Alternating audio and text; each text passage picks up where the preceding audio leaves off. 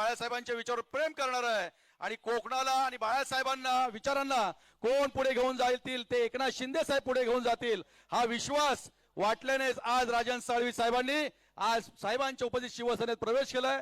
मी साळवी साहेबांना विनंती करतो की त्यांनी त्या ठिकाणी स्वतःचं त्यांनी मनोगत व्यक्त करावं। महाराष्ट्राचं आराध्य दैवत शिव छत्रपती हिंदू हृदय सम्राट शिवसेना प्रमुख वंदनीय बाळासाहेब ठाकरे धर्मवीर आनंद दिघे साहेबांना वंदन करून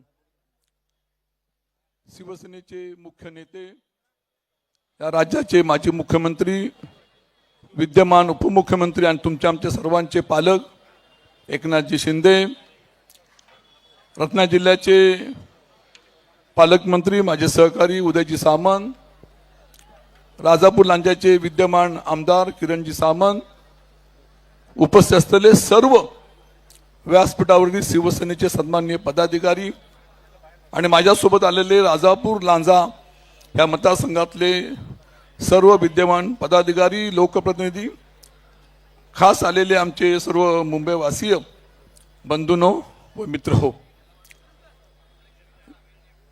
9 तारीख म्हणजे भाईंचा जन्मदिवस आणि तोच धागा पकडून कारण माझा सुद्धा जन्म 9 जुलैला भाई आणि 9 तारीख म्हटली की शुभ असते उदयजी आणि मग 9 तारखेला सकाळी भाईंना भेटलो भाईंचे आशीर्वाद घेतले आणि भाईंना म्हटलं की मला आता कुटुंबातला एक सदस्य छोटा भाऊ मागे राहिला होता तो तुमच्या परिवारामध्ये परत येऊ इच्छितो अशी इच्छा व्यक्त केली आणि माझ्यासोबत माझ्या मतदारसंघातले अनेक मंडळी आपल्या शिवसेनेमध्ये येऊ इच्छितात अशा तरी इच्छा व्यक्त केली आणि आजचा हा सुवर्ण दिवस निघाला। मी खरोखर स्वतःला नशिबान समजतो कारण ही जागा पवित्र आहे। धर्मवीर आनंद दिघे साहेबांच्या स्पर्शाने ही जागा पवित्र झालेली आहे।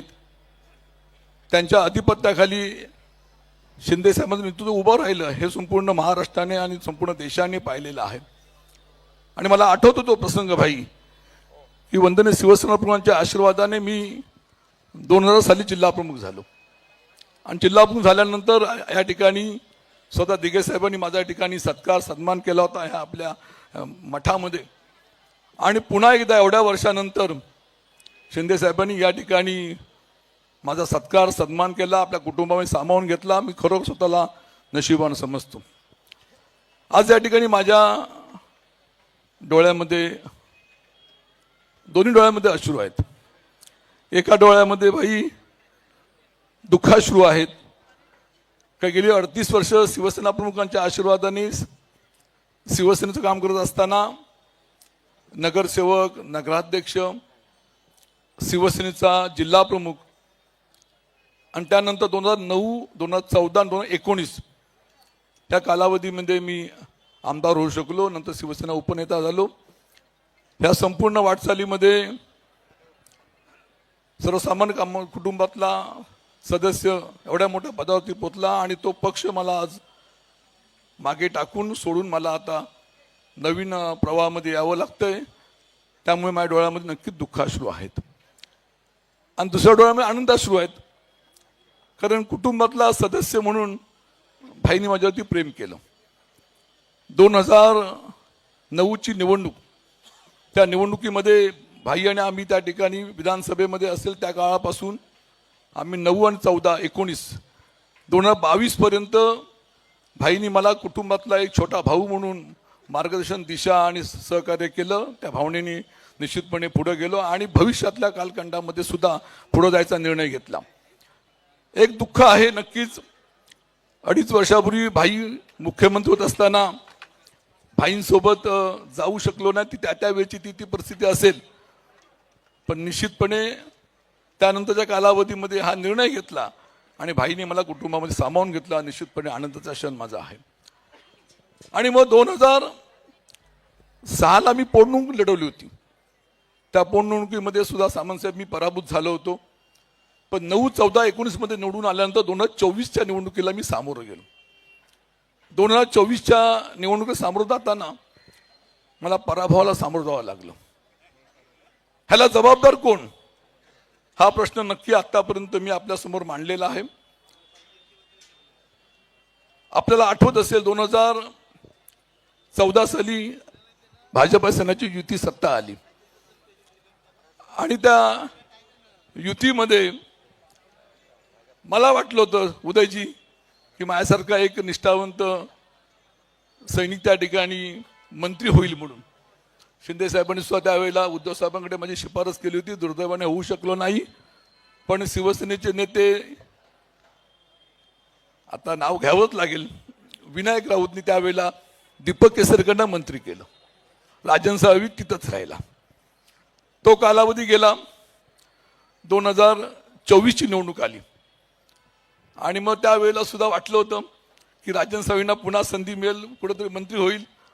माझे उदय सामंत शिवसेनेमध्ये आले आणि उदय सामंत मंत्री झाले. 2019ला मंत्री झाले आणि मग 2024ला चला वाटलं होतं, मी भाईंना म्हटलं की महाराष्ट्रामध्ये परिवर्तन झालेलं, त्यामुळे नक्की सत्ता महाविकास आघाडीची येणार आणि राजन साळवीचं चुकलेलं हुकलेलं सर्व मंत्रिपद पुन्हा मिळणार. पण नियतीच्या मनामध्ये वेगळं होतं का शिंदे साहेबांकडे सुद्धा दिघे साहेबांची आलेली दैवी शक्ती आहे असं म्हणावं लागेल. 24 तासातले जवळजवळ 20 तासाच्या वरती काम केलं जातं. ती एक वेगळी दैवी शक्ती आहे, हे तुम्हाला मला माहिती आहे. आणि म्हणून 2024 सालच्या निवडणुकीमध्ये सुद्धा आम्ही पराभूत झालो. पराभव आम्ही मान्य केला. परंतु 2006चा पराभव तो झाला. 2024चा पराभव हा माझ्या कुटुंबाला आणि माझ्या पदाधिकाऱ्यांच्या जिव्हारी लागला. निवडणुकीमध्ये हारजीत होत असते, परंतु त्यावेळेला त्या निवडणुकीच्या याच्यामध्ये शिवसेने ज्यांना आम्ही मोठं केलं, सिंधुदुर्ग जिल्ह्यामध्ये विनायक राऊतना आम्हा सर्व मंडळींनी मतदान करून एकदा दोनदा खासदार बनवलं. त्याच विनायक राऊतनी त्या निवडणुकीमध्ये त्यांच्या जिल्हा प्रमुखांनी विलास चाकीचे पदाधिकाऱ्यांनी त्यावेळेला आमच्या भैयाचं काम केलं. भैयाचं कबूल करेल, जाहीरपणे करणार नाही कसं कबूल ते आपण सांगा. आणि म्हणून अशा ह्या पराभवाचं नक्कीच जिव्हारी लागलेलं आहे आणि म्हणून मग आम्ही शांत होतो. आणि म्हणून त्यानंतरच्या काळामध्ये आम्ही ठरवलं की पुन्हा एकदा एक आमचं वाट चुकलेला भाऊ कुटुंबाच्या बाहेर गेला होता. परत भाईंनी कुटुंबामध्ये मला घेतलं, छोट्या भावासारखं प्रेम केलं आणि आज मी आपल्या सर्वांच्या उपस्थितीमध्ये भाई त्या ठिकाणी, म्हणजे आपण म्हटलं जातं दुधामध्ये साखर पडली की दूध मधुर होतं, तसं ह्या राजापूर लांजा विधानसभा मतदारसंघामध्ये जिल्ह्यामध्ये आज आम्ही सर्व मंडळींनी पुन्हा याच्यामध्ये आल्यामुळे दूध मधुर झालेलं आहे. तर भविष्यातल्या कालखंडामध्ये ह्या जिल्ह्यामध्ये 100% शिवसेनाच होणार या ठिकाणी सांगू इच्छितो. जाता आता एकच आपल्याला सांगू इच्छितो की आज आपण पाहिलं असेल गेले आठवडाभर राजन साळवींना विधान परिषद देणार, राजन साळवींना महामंडळ घेणार. हे मी बोलत नाही, हे मीडियाच्या माध्यमातून सांगितलं जातंय. पण भाईंना मी एवढंच नम्रपणे सांगेन की मला शिवसेना पक्षाच्या माध्यमातून आपल्या मार्गदर्शनाखाली आपल्या आश्वाने सर्व काही मिळालंय. मला काही नको, मी अत्यंत समाधानी आनंदी आहे. परंतु भविष्यातल्या कालखंडामध्ये या भागामध्ये संघटना वाढवणं, मोठं करणं आमचं आद्य कर्तव्य राहील. आणि म्हणून फक्त आणि फक्त एकच अपेक्षा की माझ्यासोबत आलेले राजापूर लांजा साखर मतदारसंघातले माझे सर्व मतदार, माझे शिवसैनिक, माझे पदाधिकारी, त्यांना योग्य ते सन्मान एकदो तो त्यांना अनुषंगाने जे का देता येईल ते द्यावं. आणि महत्वाचं म्हणजे उरले सुरलेला विकास. उदयजी, आपण पालकमंत्री आहात, आपण तिथले स्थानिक आमदार आहेत, मी या ठिकाणी तुमचा एक मोठा भाऊ मान्य केलेला आहे. अशा तऱ्हेने माझ्यापेक्षा माझ्या असलेल्या पदाधिकाऱ्यांनी सांभाळून नम्रपणे या ठिकाणी विनंती करतो. कारण आपण पाहिलं असेल आज जवळजवळ 650-700 लोक आज या ठिकाणी आलेले आहेत. मतदारसंघामध्ये अनेक लोक आहे. त्यामुळे उदयजी आणि किरणजी आपला मतदारसंघ मला वाटतं 90%च्या पुढे जाऊन अशा तऱ्हेच्या या ठिकाणी भावना व्यक्त करतो. आणि भविष्यातल्या कालखंडामध्ये आपल्या आधिपत्याखाली पुन्हा एकदा या ठिकाणी आम्ही एकत्रपणे काम करतो असं आपल्याला सांगू शकतो. जय हिंद, जय महाराष्ट्र. धन्यवाद साळवी साहेब, आपल्या भावना आपण व्यक्त केल्या. मी जास्त वेळ न घेता उद्योग मंत्री उदय सामंत यांना विनंती करतो आपण मनोगत व्यक्त करू.